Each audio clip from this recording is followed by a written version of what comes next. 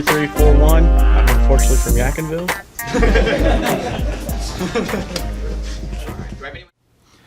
What is going on, guys? So we are back today, and today we're finally going to go over my regionals experience.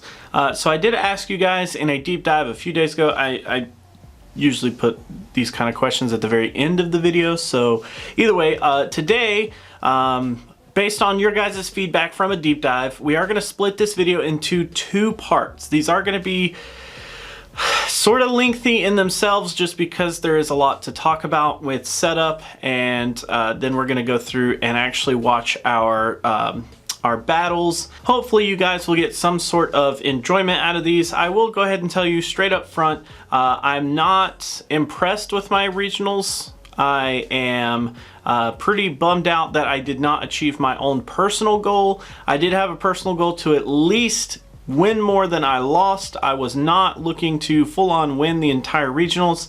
I did not have that much confidence in myself, but I definitely thought that I could at least do better in more matches than I would do worse in more matches. So unfortunately, after everything's said and done, I do end up losing more than I win, so I'm not too proud of myself on that.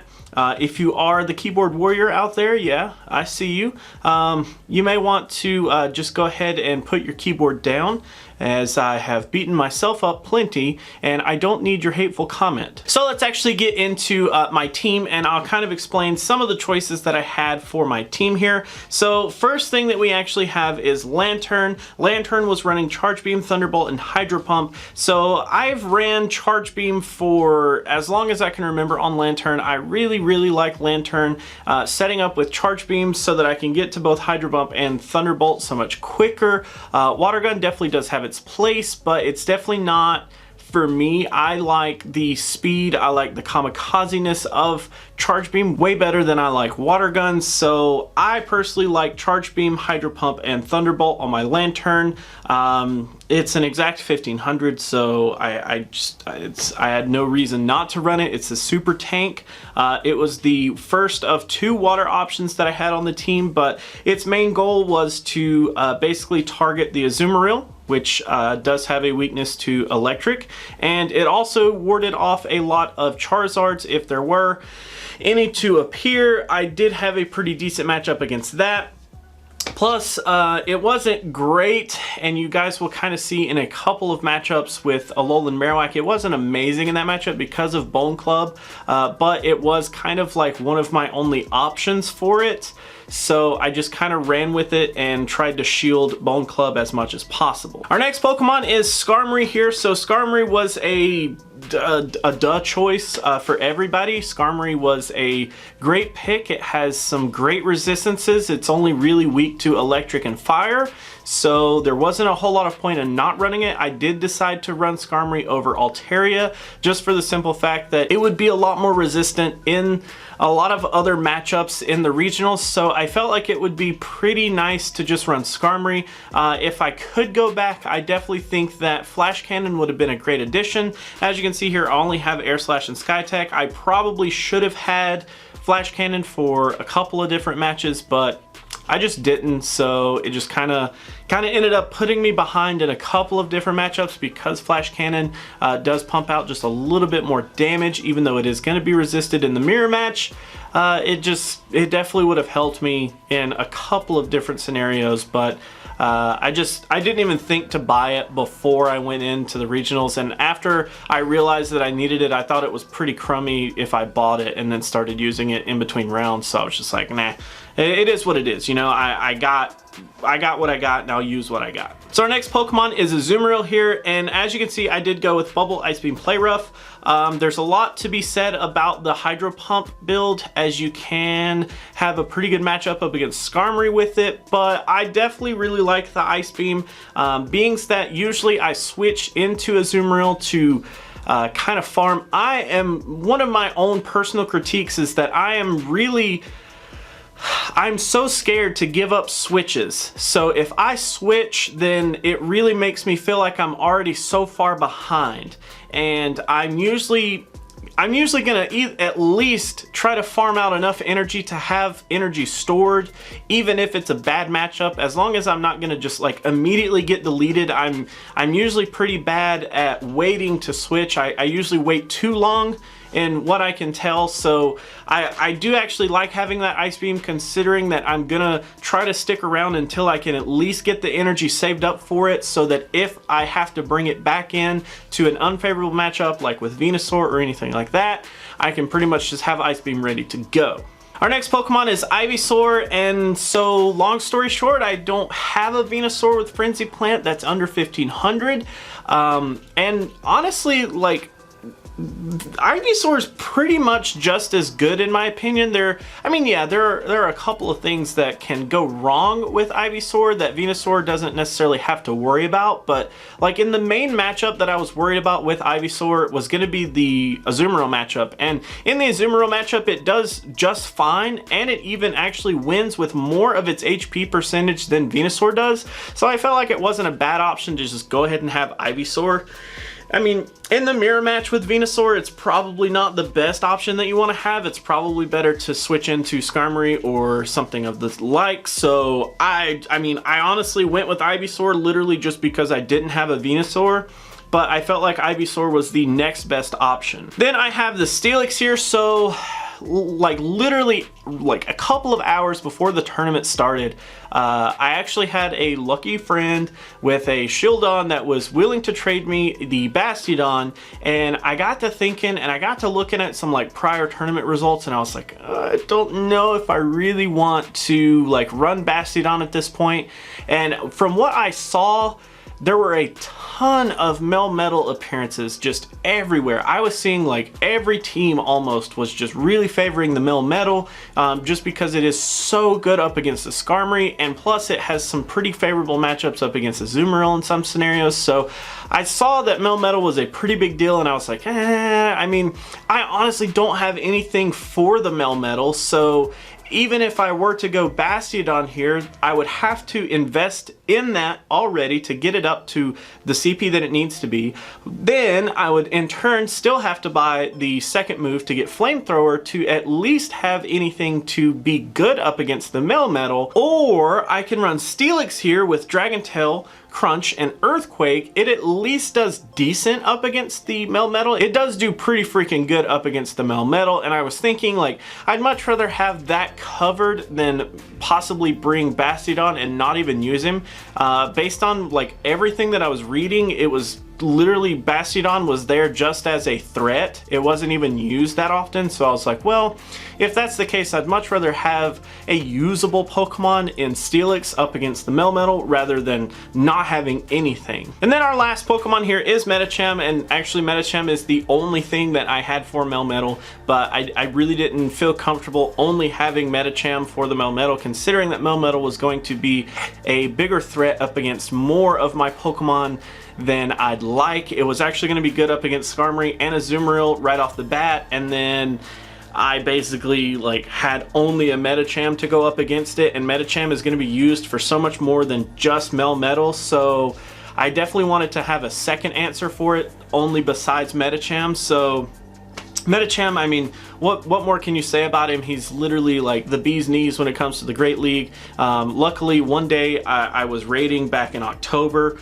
and I got a perfect Metatite, and I was like, oh, that's kind of cool. Like I didn't even fathom that it would be as important as it is today. But luckily, I did do during raid week. I did literally farm as many charge TMs as I possibly could, just so that we can see I still have 10 left. So luckily I won't be complaining about charge TMs for a while, but I mean, I charge TM'd it for counter, Ice Punch, Power Punch, pretty standard moveset. At the same time, I was worried about the Bastiodon scenario. I was thinking to myself like, maybe I do want to run Psycho Cut here, because I was thinking about the Haunter matchup, and I was kind of like, man, I was like, if I actually have Psycho Cut, then that could actually help a lot. And then I started to really look into that Haunter matchup, and it actually didn't help like super amounts. Like it helps a little bit, but honestly, like relying on Psycho Cut to get us to our charge moves where we have Ice Punch and Power Up Punch, I would have needed to have Psycho Cut, Psychic, and Power Up Punch to really like be a decent matchup up against Haunter, which I wasn't really comfortable with doing. Plus, that would completely render my Melmetal matchup only down to Steelix yet again, so I would still be in the same position as I was before that. So I just wasn't really comfortable switching the moveset. Honestly, like looking back, I might want to have tried it just to see how it did. Unfortunately though, I didn't. I definitely settled on the comfort factor of having counter Ice Punch and Power Up Punch way more than having the more explosive moveset, the more kamikaze moveset for that scenario. So there you go, that is the full team of 6 with a small bit of explanation on some of the thought processes there. So what we're going to do here is we're actually going to go over rounds 1 and 2 in this video, and then we'll come back in part 2 and we'll do rounds 3, 4, and 5. Then we'll go through and we'll do like the closing ceremony, and I will kind of give some thoughts and some things that happened at regionals, and just kind of close out the entire experience for you guys. So from what I can remember back in this matchup, Lantern was definitely one of the safest leads that I could possibly have in this matchup, and as you can see here, he does lead with Medicham. First thing, I felt like that was extremely ballsy. I've always felt like Medicham was the Pokemon that I wanted to hold in the back and kind of keep protected as much as I possibly could. But I saw a lot of times in the regionals that there were several points where people were leading with Medicham, and it did actually work out. I guess that's just literally just lack of practice that it ended up happening, that I just didn't realize that. So as you can see there, he did run Psychic on his, which I thought was pretty cool. He does Power Up Punch all the way through that Lantern there, which was pretty crazy. I do switch into the Skarmory to quickly delete the Medicham. Then he switches into Skarmory here for the mirror match. Now I do have my switch still available, but like I said, I wasn't like too keen on switching. Plus, the only like actual counter that I had here was my Lantern, which of course he did take out. So basically we go into this Skarmory mirror match. Now of course, Flash Cannon was the MVP here. As you can see, this is one of those times where I really wish that I had it. He does bring out the Azumarill in the back there. Now I do, for some stupid reason, I switch into Steelix. And this happened a lot this weekend. So not only in my regionals, but in my Nightmare Cup, which we'll go over in another video, I had a ton of just really stupid switches. So as you can see there, he does take game 1 on me. I'm kind of just contemplating like, what do I really change? What should I really switch up? So Lantern still here does feel pretty strong, considering that it's only going to really be weak to the Venusaur, and then it'll have a neutral matchup with Sableye, and then Alolan Raichu could give us a little bit of problems as well. So I ended up swapping around some of my Pokemon here, thinking hard about it. And here's the problem that I had with Ivysaur. The entire regionals tournament, I kind of like didn't feel like I had to bring Ivysaur in, and whenever I did decide to bring it in, I don't feel like it really like helped as much as I wanted it to. So as you can see right there, I did get the bad lead there. Do switch out first. Actually, so he switches into a Azumarill here, and I was extremely happy. Sitting across the table from this guy though, you could see his head drop. He knew that he made a bad switch. He just completely misclicked on that Azumarill there, and I definitely do think that turned the tide for this matchup in particular. As you can see, he already has used both of his shields.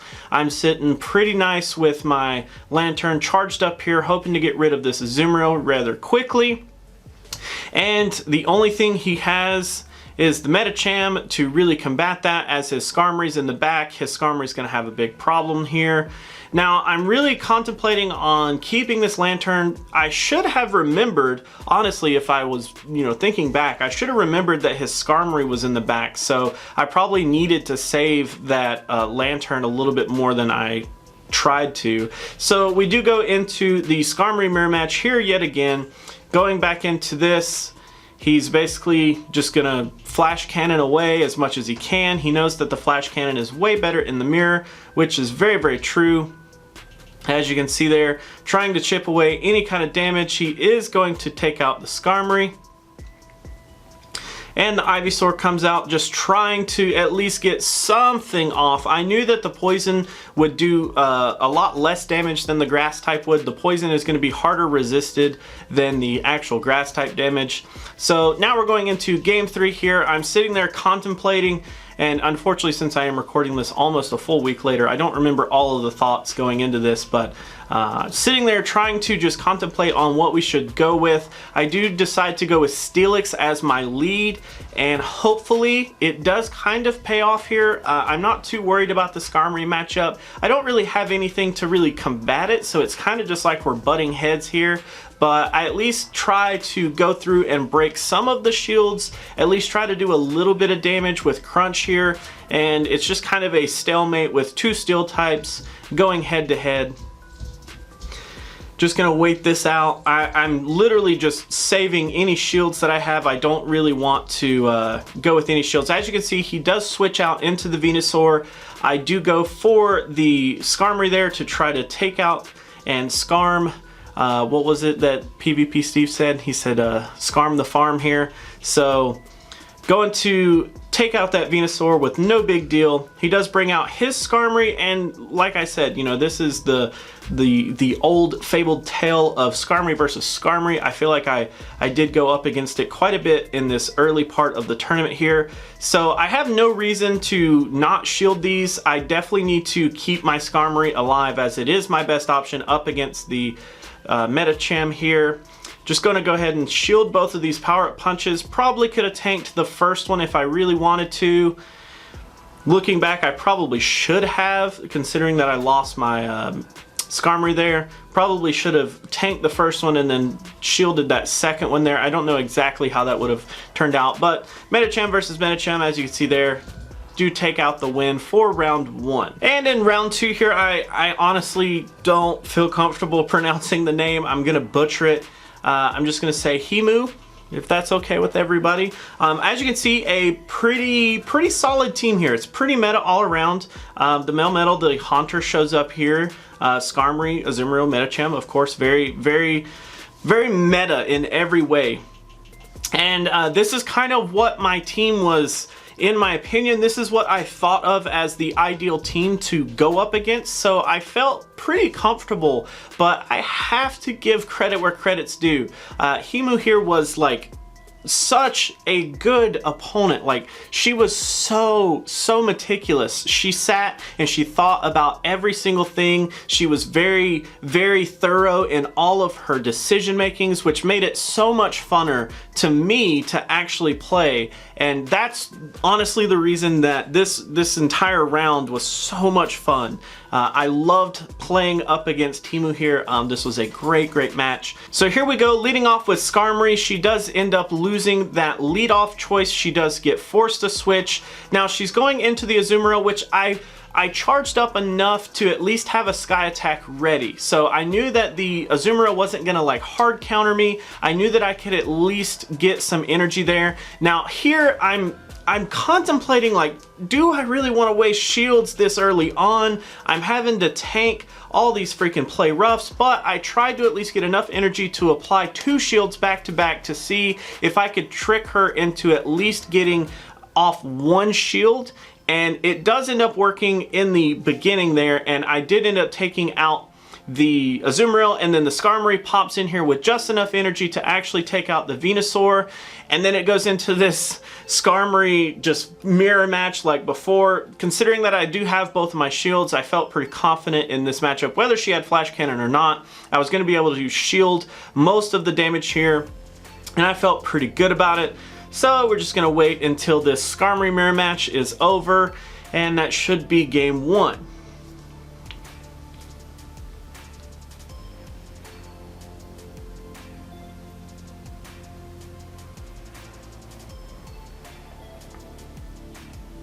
So I really like vividly remember as soon as this match ends, she looked up and she smiled and she was like, man, you just had every counter for me.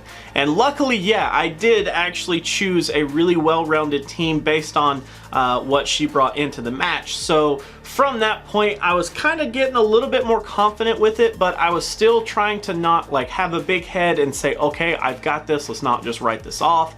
So go back to the drawing board and I kind of switch up the team here. Gonna include a Azumarill and Lantern, which I think was my first problem. So I did not realize how weak I was gonna be to those grass type moves. For some reason, I was really hasty into choosing that team. I was like, oh, Azumarill is gonna be a great matchup here. I just saw how much Play Rough can do up against a really bulky water type, so I don't have a problem in the mirror match. You know, Play Rough will be fine. Let's do it. And then I chose it, and then I'm sitting back in my chair like, oh man, that was probably not the best idea considering I'm going to be super weak to grass now. Considering that Skarmory is my only out to the grass type, I'm going to kind of be stuck there. So here in round 2, I lead with Skarmory, she leads with Skarmory, and here is another example of why I wish I had Flash Cannon. Basically going to be, in this scenario, I don't want to like give away that I only have Sky Attack, so I try to farm up enough to have 2 back-to-back. Very similar to the whole mentality of the Lantern versus Azumarill in round 1. Just kind of having 2 back-to-back so that it kind of messes with the opponent and they kind of think like, wow, should I really shield this? He's got 2 back-to-back charge moves, like that's a pretty big deal. So I do use a shield to save my Skarmory. I'm trying to farm out enough energy, but I'm trying to also count and see how many freaking fast moves we both got off. As you can see, she had just enough to actually kill me with just fast moves. I don't know. Yeah, you can see I pulled up to switch and I was like, oh no, it happened. She brought freaking Venusaur. So right here, I was just completely screwed. I didn't have anything to combat up against the Venusaur. It takes out enough of my Azumarill, leaves me with no shields, nothing left.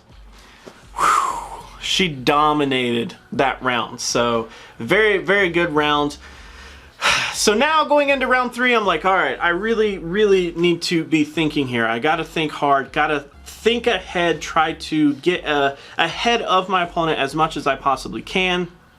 Go back to the drawing board, redo my team, and we go into round 3. So starting round 3 here, I do lead with Lantern yet again, and I actually get the better lead this time. So she leads with Azumarill, and here again, I'm thinking, okay, I'm in a good position. Let's try to ride this out. I can at least try to get her to waste some shields. So I know that I don't necessarily need to use shields straight off the bat. It doesn't have anything like super effective at me. She does switch into the Venusaur, which I can immediately switch into Skarmory here. With Frenzy Plant, I know that it's not going to do a big fair bit of damage. I really just want to farm as much energy as I possibly can here, not trying to waste any shields, get that entire Venusaur out of the way, have these Sky Attacks ready to go, and she goes into Melmetal, and I'm like, no! So the only thing that I have for Melmetal is the Medicham in the back. Unfortunately, since I had just switched into Skarmory, I have to try and wait that out. So, gratefully, she actually uses a charge move, which I'm not sure necessarily. I haven't tested it, but I don't know if the timer for the switch actually keeps going while they're using a charge move, since we do have a timer at the top. But it did at least allow me to buy enough time to save my Skarmory while still being able to bring out Medicham, and it forces her to switch into the Azumarill here. So she actually does take out, she does take out the Medicham. I didn't want to let it die, but I had no choice there. I just kind of felt like that was all I had. So here we go. Not a great match. The Sky Attack, holy cow. As you can see, one of the closest possible situations out of that scenario happened, where I just barely had enough energy farmed up to actually save my tail up against the Melmetal. The one Pokemon that I thought the most about before starting this tournament. Wow. So there you have it, guys. That is actually round 1 and 2 and the generic thought process of how I built my team. That is actually going to be it for this video in particular. I will try to go ahead and have part 2 out tomorrow. I really don't want to postpone the Nightmare Cup all the way until Monday. I don't know exactly what I'm going to do yet. I will try my hardest to get these 4 videos edited technically. This one, Regionals Part 2, and then I'm going to split the Nightmare Cup into 2 parts as well. Hopefully you guys enjoy this aspect. It was really close. Our first 2 rounds were extremely close, and it basically stayed the same from there on. Round 3 was against a local guy, and you know, if you guys are up to date on any of my tournaments, you know that I usually have problems going up against this person, so I'll save that for that video. But then round 4 and round 5 were also extremely close matches, literally down to like slivers of health in both rounds. So I'm pretty happy with my overall experience at regionals. I'm not happy with my performance necessarily, but we'll get into that, of course, in part 2. So thank you guys so much for watching this video. Always remember that if you like to like videos, you can do that, but if you don't, you can be that guy. Otherwise, just let me know what you have to say down in the comments below. Unless you're gonna keyboard warrior me, then you can kindly go somewhere else, please. Thanks. So until our next video, I will catch you then.